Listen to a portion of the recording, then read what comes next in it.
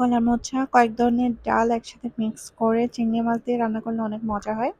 কিন্তু আমি আজকে একটু অন্যভাবে রান্না করব। আর সাথে রান্না করছি বলি, এটা হচ্ছে কলা গাছের ভিতরে যে নরম অংশটা থাকে ওটাকে আমরা বলি বলি। আর আপনারা কে কি বলেন, কি নামে চেনেন একটু কমেন্টে জানাবেন।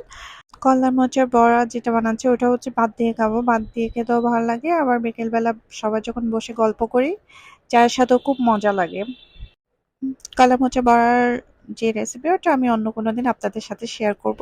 এদিকে সব মশলা একসাথে মাখিয়ে গরুর মাংসটা রান্নার জন্য বসিয়ে দিয়েছি চলে। সব রান্না হয়ে গেছে আমার। এটা ছিল কলার বলিটা, ডাল দিয়ে রান্না করেছিলাম। আর এই মাছটা গতকাল রান্না করেছিলাম, অল্প ছিল। আর এই যে গরুর মাংসটা ভুনা করেছিলাম। আর এই যে গরুর মাংস ভুনাটা রান্না করা শেষ, অনেক আগে রান্না হওয়ার কারণে ঠান্ডা হয়ে গেছে একটু। সকাল থেকে খুব তাড়াহুড়া করে রান্নাগুলো করেছিলাম আর খাওয়া দাওয়া শেষ করে তাড়াতাড়ি বের হয়ে গেলাম, কিছু কাজ ছিল বাইরে। নিউ মার্কেটে চলে আসছি, নিউ মার্কেটে কিছু কাজ ছিল। নিউ মার্কেট আসলে আমি সবসময় এই জায়গাতে চলে আসি আগে, কারণ আমার কাছে খুব ভালো লাগে। চারিদিকে শুধু গাছ আর গাছ, বিভিন্ন ধরনের ফুলের গাছ, চারিদিকে সবুজ, দেখতে অনেক ভালো লাগে, চোখের শান্তি বলা যায়। অনেক সুন্দর একটা জায়গা এটা। এটা হচ্ছে নিউ মার্কেটের পিছনের সাইডটা।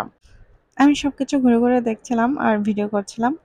চট্টগ্রামে এত এত মার্কেটের ভিড়েও কিন্তু নিউ মার্কেটের জনপ্রিয়তা একটুও কমেনি।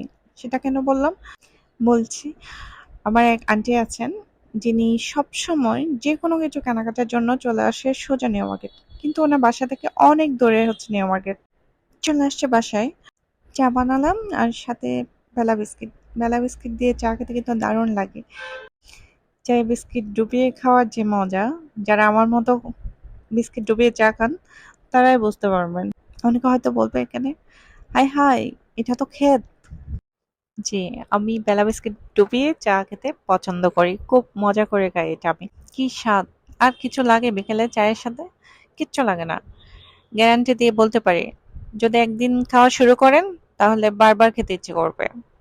রাতে খিচুড়ি রান্না করব। আর আজকে আমি কোনো রেসিপি শেয়ার করি নাই, এটা ছিল রাতের খাবার। খাবারের আগে আমি একটা ভিডিওটা নিয়েছিলাম। মরিচ পোড়া ভর্তাটা এত মজা হয়েছিল। সবকিছু মিলিয়ে আলহামদুলিল্লাহ সুন্দর একটা দিন কাটালাম। সবাই ভালো থাকবেন, সুস্থ থাকবেন। আল্লাহ হাফেজ।